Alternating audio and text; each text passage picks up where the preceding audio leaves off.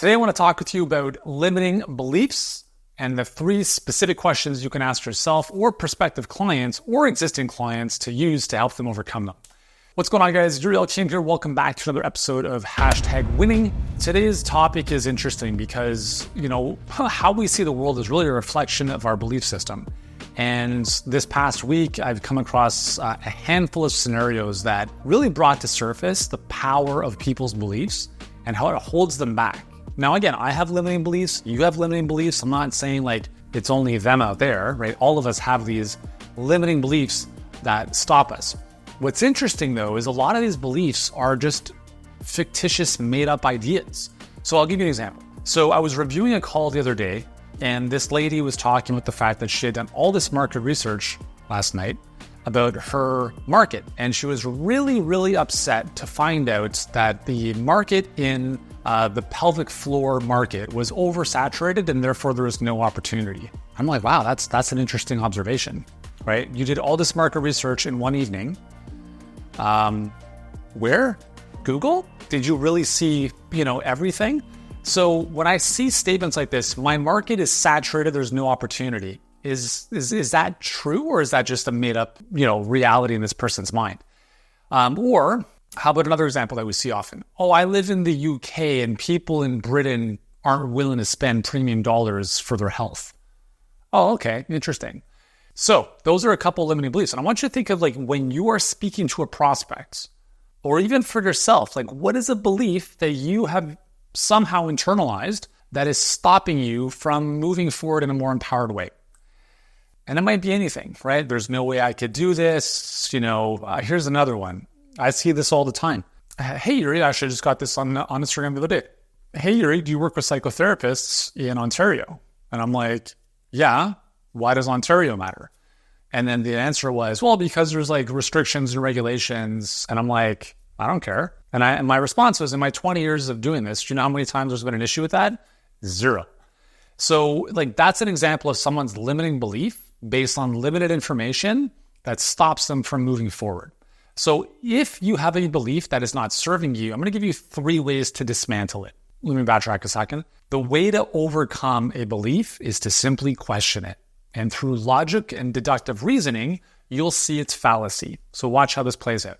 So let's look at the example of there's no way people in Britain or insert your area will pay premium dollars for health coaching. Okay, so the first question we ask is that 100% true? And the answer to that question every single time is emphatically no. If you are dealing with someone who says yes to that, I would simply ask, cool, where's the proof? Show me proof that you've spoken to every single person in this country and every single one of them has said no to paying top dollar for a health outcome. Like it's illogical that someone would say, oh yes, it's 100% true that no one in this country would be able to afford or be willing to pay that. Okay? So the first question we ask is this or is that 100% true? And the answer is always no. Second question you can ask, so let's say the person says, well, no, it's not true. You can ask a follow-up, which is, well, why though? And now what they'll do is they'll start to explain why that belief isn't true. So let's look at the example I just gave you. So if the person says no, I might say, well, why though? And they might say, well, I don't know. I'm sure there's some people in the country that might have more money or are willing to spend more to solve an issue they've had challenges with. And I would say, yeah, you're right. Right? So all I'm doing is I'm not explaining and convincing. I'm asking a question where they dismantle their own illogical belief. The second question we ask is it possible opposite? Okay? So is it possible that there might be a few people in the country that are willing to invest in their health in the neighborhood of $3,000, $4,000, or $5,000 to solve a problem that they have not been able to solve with a broken healthcare system for the past 5, 10, 15, 20 years? Is it possible that there might be a few of those people that are just super frustrated, they're willing to pay whatever they need to solve it? And the person should say, yes. All we're asking is it possible? Might there be a few people out there? And again, the answer to the second question should be yes. If the person says no, you are talking with someone with a fixed mindset who cannot be helped. You move on, at least at this point in their journey. So is it possible that there might be a few people? Yeah, like probably. Yeah, exactly. Awesome. And then the third question here is, awesome. Well, why wouldn't it be possible for you then? So why would it not be possible for you? And what this does is it gets them to think for a second to be like, well, actually, it probably would be possible because now this doesn't make sense. This doesn't make sense. So I guess it would be possible. Or they'll tell you the real objection, which is an internal belief. Well, like, I don't know. I mean, are people really going to pay? Like, why should people pay me? Like if I don't have any big online following, why would they come to me instead of somebody else who has a bigger following? And again, here's the key. You don't get into explaining mode because you are not the person. Okay? You ask them a question. And I'll give you an example of that in just a moment. So I'm going to come back to this. So the 3 questions we use to dismantle beliefs is this 100% true? It has to be a no. Like, there's no way it can be a yes. Second question, or you can ask a little bit of a follow-up question, well, why so, right? So second question is it possible that the opposite of that statement? Is it possible that, some people might be able to afford higher priced coaching services? And third is, well, if that's the case, then why wouldn't it be possible for you? Okay, so those are the 3 layers of questions. You can use this in sales conversations. You can use this in coaching conversations. You can use this with anyone who makes statements that simply don't make sense. So let me give you a real example of how this plays out and exactly what not to do. So I'm reviewing this enrollment call the other day, and this physical therapist is talking about how the pelvic floor market is oversaturated, and therefore she's really disappointed that there's no room for her, okay? And instead of going into explaining mode about why this is viable, right, which is unfortunately what our team member did, you just ask the questions to dismantle that belief, right? Because everything that's coming out of our mouth until those beliefs are dismantled is just flying over their head. And you can see it in their facial expressions. They're like, okay, cool.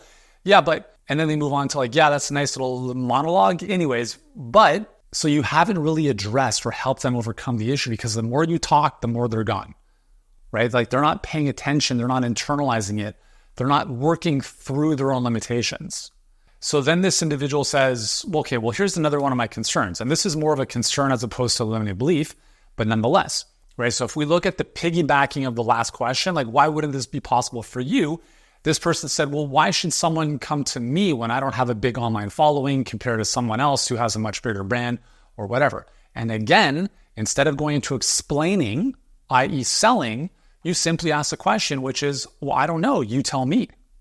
And so all of a sudden now, I am getting this person to explain to me why someone should choose her instead of someone else. And if she can't answer that question, I don't want to take her on as a client because she doesn't have confidence, she doesn't have expertise, and these will be limiting beliefs that hold her back forever. And so the point of this video is beliefs are very powerful. And you know this, like they hold you like, here's the thing is like, we all operate in a certain, call it area code, okay?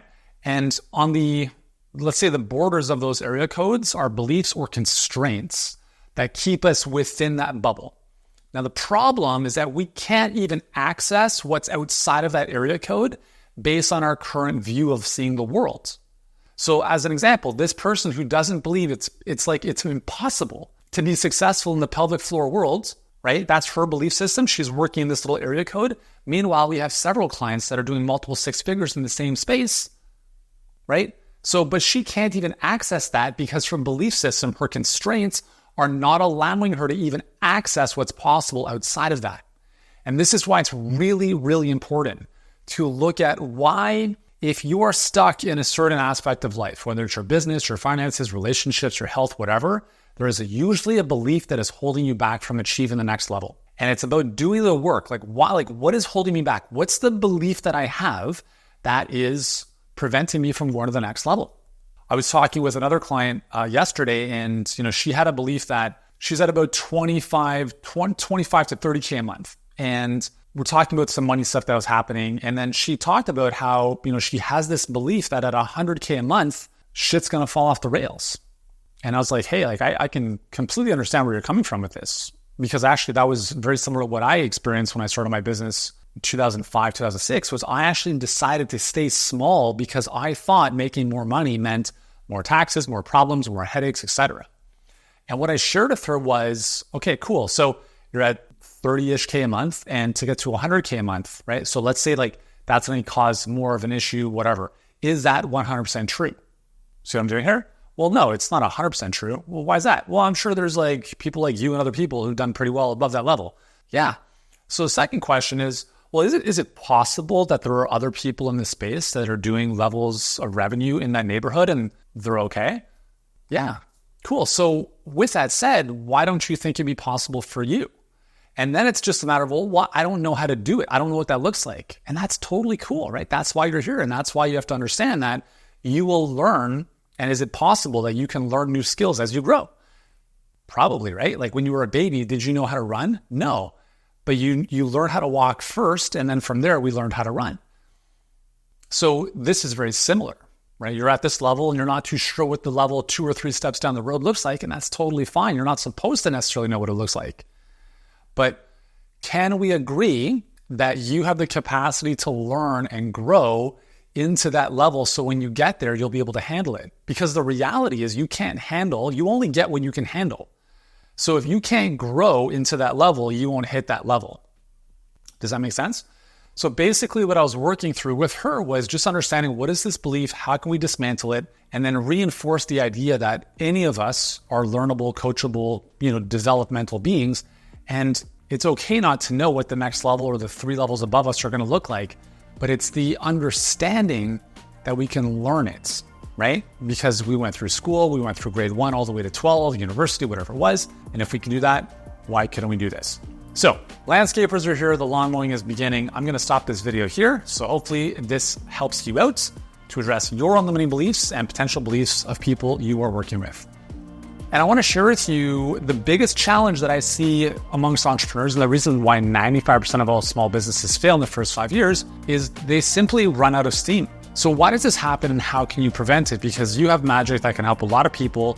And if you don't help them, you're playing small, you're being selfish, and it's not serving anyone.